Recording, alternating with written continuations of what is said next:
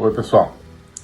Para entender tudo aquilo que está acontecendo no Brasil, que a gente vê todos os dias, tudo aquilo que está acontecendo no mundo, as categorias políticas usuais não são suficientes. A gente precisa de um enfoque que coloque em pauta o verdadeiro espaço da disputa política, da disputa pelo poder, que é, no fundo, a nossa mentalidade, o nosso pensamento, e entender, a partir disso, as novas estruturas de poder no Brasil e no mundo. Essa é a proposta da Academia Folha Política, onde eu ofereço o meu curso de Logopolítica e onde você encontra também toda uma série de outros materiais, como a Agenda 2030, que é um programa semanal de análise da atualidade, e várias outras iniciativas, algumas que já estão lá e outras que estão por vir. Por isso, nesses dias agora, eu queria te convidar para se inscrever, se tornar membro desse projeto, que é um projeto de construção de um conhecimento sobre a realidade do poder, como entender, como resistir a um poder avassalador que está tentando dominar a nossa própria maneira de viver e maneira de pensar. Então, você pode aproveitar agora, nesses dias de carnaval, a promoção da Academia Folha Política. Nessa promoção, você, com R$ 336, adquire a anuidade completa da Academia Folha Política, com todo esse conteúdo que eu mencionei, o curso de Logopolítica, Agenda 2030 e vários outros materiais, inclusive materiais que vão ser introduzidos ao longo desse ano. Tá?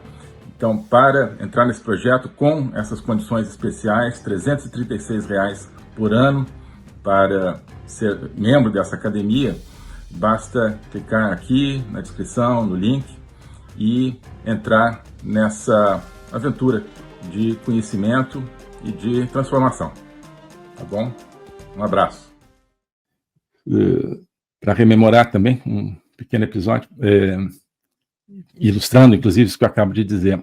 Quando eu estava formando a minha equipe, ali o segundo escalão dentro do Ministério, segundo e terceiro, tinha um colega que eu tinha em vista para tratar dos temas de Nações Unidas, e já estava mais ou menos encaminhado nisso. Aí um dia eu estava conversando com ele, e ele me disse: mas então a gente vai ter que votar a favor de Israel, na ONU? Eu falei: vai sim.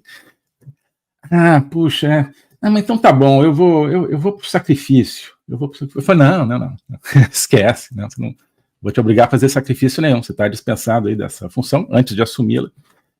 E convidei outra pessoa que fez um trabalho excelente e que não tinha problema nenhum em votar a favor de Israel e ajudar a entregar essa política externa que o povo brasileiro tinha escolhido. Né?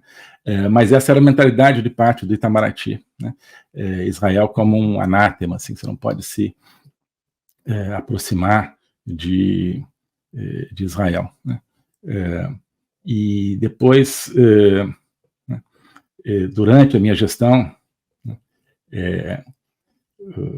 essa mesma pessoa que não queria, né, se aproximar de Israel, disse assim: não, os multilateralistas aqui, uma vez eu soube que falou isso, né, os multilateralistas aqui no Itamaraty estão muito preocupados com a gestão do Ernesto e tal, porque ele, né, essa coisa de mudar o padrão de voto em relação a Israel, né, enfim, eram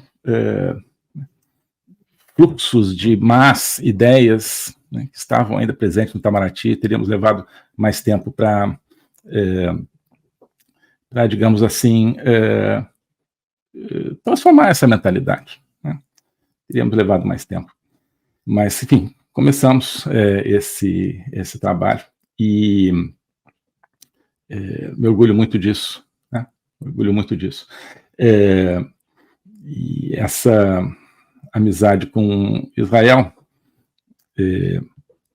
foi então, um momento marcante, e agora está sendo completamente destruída, e a gente está vendo como Israel é um símbolo e é uma espécie de bússola de para onde vai um país. Né? Um país que gosta de ditadura, por algum motivo, gosta de atacar Israel, e um país que gosta de democracia, na verdade, né, gosta de liberdade, se aproxima de Israel. Estamos vendo essa bússola. né? Já estamos passando aqui um pouquinho, mas eu queria só mais uma coisa na live aberta, que é o seguinte. Vou colocar mais uma coisa. Nesse momento inicial do governo Bolsonaro e dessa construção de uma nova relação com Israel, o chanceler de Israel era o Israel Katz, né? Tem o mesmo nome do país dele, Israel Katz, que depois saiu e agora voltou a ser o chanceler de Israel. Ele é hoje o chanceler de Israel. E no dia que nós chegamos em Jerusalém para a visita, começo de abril de 2019, antes até das reuniões do presidente com o Netanyahu, eu tive uma reunião minha com o Katz, né, reunião de chanceleres. E eu me lembro muito dessa reunião, porque eu acho que o Israel Katz, a equipe israelense, chegou para ter uma reunião assim, burocrática. Já conheciam de décadas o Brasil fazendo uma politiquinha assim de né, tentar disfarçar a sua rejeição a Israel, sempre votando contra Israel nas Nações Unidas, sempre colocando pressão contra o próprio direito de Israel de se defender. Isso não é de hoje que o Lula está fazendo, isso vem de uma péssima tradição da diplomacia brasileira. Lula agora está extrapolando, mas isso já vinha de antes. Então Israel, que é um país, e o Israel Katz estavam, acho que, esperando isso. Eu comecei a falar, olha, a gente quer construir uma amizade, queremos falar de vários temas de interesse mútuo, em tecnologia, comércio, cooperação e vários temas, mas nós queremos plantar uma árvore, né, e não simplesmente colher os frutos, né? Para você colher os frutos, você precisa plantar uma árvore, essa árvore de uma amizade, né? E não ir direto no fruto, porque isso não existe, esses frutos não se sustentam, né? Você querer ter uma relação econômica e tecnológica sem ter uma relação de amizade, quer dizer, o principal é a relação de amizade. Claro, você pode ter uma relação comercial produtiva sem isso, mas é um processo diferente quando você tem uma afinidade e quando você entende o que cada outro representa no mundo, né? Foi isso que eu coloquei, e eu vi, né, um momento em que mudou a percepção, mudou a atitude deles. O Brasil mudou, né? Não falaram isso, mas você sente, né, no olhar das pessoas, né? E a partir daí começamos a negociar várias coisas. Nessa viagem assinamos mais de uma dezena, certamente, de instrumentos, mas, sobretudo, né, o Brasil se tornou um amigo de Israel, e isso não é banal, certo? Requer muita coragem ser amigo de Israel, nos corredores aí da ONU e tal, e foi isso que aconteceu. E agora, então, eu vejo com alegria o Israel Katz, foi um excelente chanceler na época, novamente como chanceler, e falando muito claramente o que pensa sobre essa covarde e absurda atitude do Lula, né? Eu vou ler aqui só, então, vou apresentar para vocês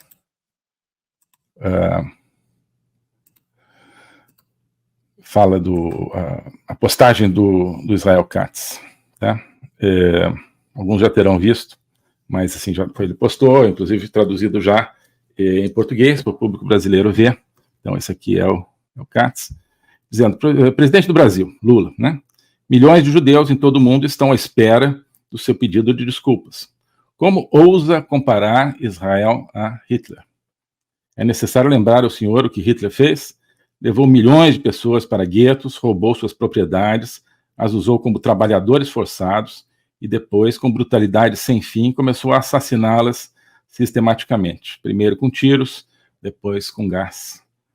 Uma indústria de extermínio de judeus de forma ordeira e cruel. Israel embarcou numa guerra defensiva contra os novos nazistas que assassinaram qualquer judeu que viam pela frente. Não importava para eles se eram idosos, bebês, deficientes. Eles assassinaram uma garota em uma cadeira de rodas, eles sequestraram bebês. Se não tivéssemos um exército, eles teriam assassinado mais dezenas de milhares. Quero lembrar que assassinaram 3 brasileiros. né? Os terroristas do Hamas. Enfim. Continua aqui, terminando. Que vergonha, diz o Katz. Sua comparação é promíscua, delirante. Vergonha para o Brasil e um cuspe no rosto dos judeus brasileiros. Ainda não é tarde para aprender história e pedir desculpas. Até então, continuará sendo persona não grata em Israel. Isso aqui, eu sei que isso aqui é a voz de um chanceler que fala com o coração, que fala com indignação, e que fala a partir de um sentimento profundo de representação do seu povo, né? Depois a gente vai comentar aqui na parte fechada, houve uma reação de brasileira dizendo que isso não é linguagem diplomática. Eu não sei se é ou não é, mas isso aqui é linguagem de um homem, falando, né, para um semi-homem que, com os piores propósitos possíveis, propósitos de levar o seu país a integrar um eixo totalitário, ofendeu todo o povo judeu, ofendeu a nação de Israel, ofendeu a memória dos mortos e dos vivos, né, e o sentimento dos vivos, e ofendeu a própria nação brasileira e as próprias vítimas brasileiras dessa barbárie agora que aconteceu. Então isso aqui é um homem falando, tá? Claro, né, com um exercício de uma função diplomática, mas nós estamos diante de algo muito sério, um país, Israel, que está novamente, como já esteve várias vezes na sua história, tendo a sua existência ameaçada.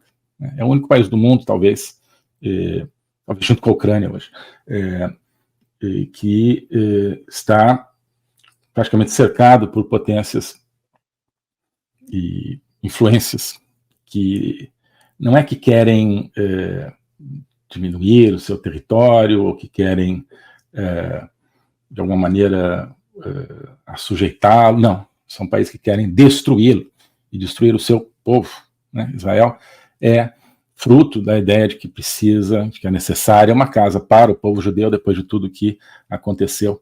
Então, ao contestar Israel, você está dizendo, olha, o povo judeu não merece uma casa. E a resposta, então, talvez não seja muito diplomática, né? Mas, portanto, é a resposta de um ser humano, de um homem. Então, por isso que eu queria destacar isso aqui, independentemente dos detalhes dessa postagem, tá bom? Bem, vamos para a parte, então, exclusiva aqui da nossa live, apenas com os membros do canal, com os membros da Academia Folha Política, deixando, portanto, convite, se você quiser já se inscrever, dá tempo, se inscreve aqui rapidinho e já assiste o restante da live de hoje no canal, enfim, na plataforma do curso exclusiva para os membros, tá bom? Além disso, você ganha várias outras oportunidades aí dentro da academia. Tá bem? O globalismo existe, é uma coisa concreta. Ele é composto pelo Great Reset do Fórum Econômico Mundial, pelo projeto hegemônico da China, pelo programa de manipulação e conquista da América do Sul pelo Foro de São Paulo e outros elementos. E esses elementos, eles atuam uns em benefício dos outros, sempre, principalmente através do controle da linguagem, porque o controle da linguagem é o controle do nosso pensamento. Então nós estamos tendo o nosso pensamento reprogramado, e essa reprogramação vai contra a nossa liberdade, vai contra a essência do ser humano. Isso é o globalismo. Com base nesse estudo, nessa experiência, é que eu criei o curso de Logopolítica.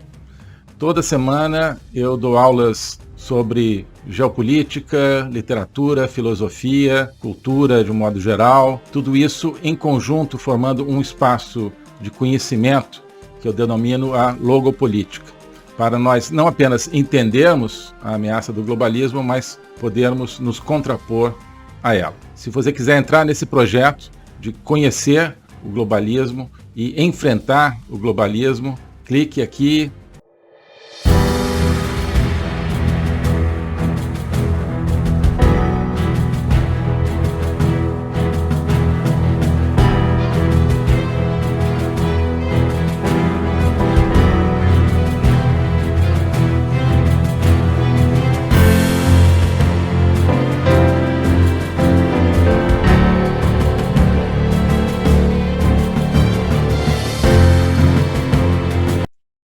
Alô a todos. Hoje eu gostaria de falar sobre o meu novo curso de Logopolítica, onde eu vou colocar a versão completa daquilo que eu tenho a ensinar sobre o globalismo. O globalismo nas suas múltiplas dimensões: geopolítica, econômica, social, cultural, filosófica, dimensões que só podem ser entendidas em conjunto, e que só podem ser entendidas em conjunto a partir de uma perspectiva logopolítica, ou seja, uma perspectiva do logos. Logos é a essência do ser humano.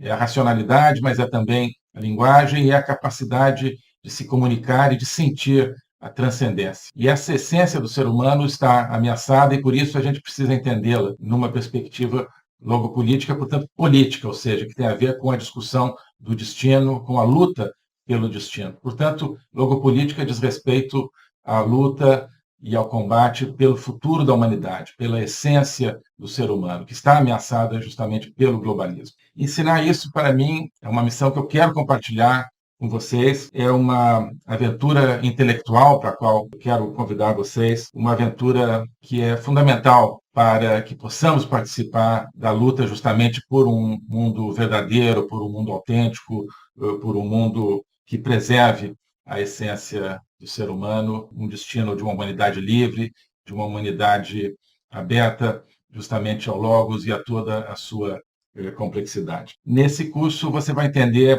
esses grandes combates, quais são as ideias que estão por trás daquilo que ameaça essa essência do ser humano, as grandes ideias que estão se confrontando, quais são as ideias que precisam ser mobilizadas justamente para a defesa, para a preservação dessa nossa essência. Portanto, é preciso entender as discussões filosóficas que não são puramente abstratas, que têm a ver, que têm efeitos diretos na nossa vida diária. Então, quando nós vemos os fenômenos da inflação, da guerra, da carestia, de várias carências no mundo de hoje, nós estamos diante, no fundo, de processos que têm a ver com as ideias. São as ideias por trás desses processos que determinam a sua problemática. Então, essa concepção de um ser humano sem essência, sem transcendência, que nós vemos hoje na nossa sociedade, essa concepção é que tem consequências dramáticas, inclusive na nossa vida material. Atrás dessa concepção existe um projeto de controle total, um projeto totalitário, de domínio. É por causa disso que nós assistimos hoje a fenômenos que nos parecem caóticos, que nos parecem desconectados, mas que vão acabando com a nossa liberdade, vão desestruturando a nossa sociedade, fazendo com que nós vivamos, mesmo dentro de países teoricamente democráticos, cada vez mais dentro de uma sociedade de controle. Então, nós hoje temos, você certamente tem, dificuldade de entender o que está acontecendo no mundo. Isso é decorrente justamente de visões parciais, que eu vou procurar cobrir e conectar. Então, não adianta entender apenas economia, apenas conflitos militares, ou apenas algumas questões sociais. É preciso entender as ideias que querem dominar o mundo e as ideias que precisam ser resgatadas para que nós preservemos a liberdade do mundo. Então é isso que eu quero oferecer a você nesse curso de Logopolítica. Nós vamos estudar o conceito, a evolução, a manifestação do globalismo na história recente, sobretudo, mas ao longo de toda a história humana, as ideias atuais que conformam o globalismo, elas são muito antigas, assim como as ideias de defesa e preservação da essência do ser humano também são antigas. Então nós vamos lá atrás, nos gregos, nos pré-socráticos, Platão, Aristóteles, e vários outros autores ao longo da história, procurar entender tanto as ideias da defesa do logos, da defesa da essência do ser humano, quanto as ideias que hoje ameaçam tão fortemente e tão incisivamente a nossa liberdade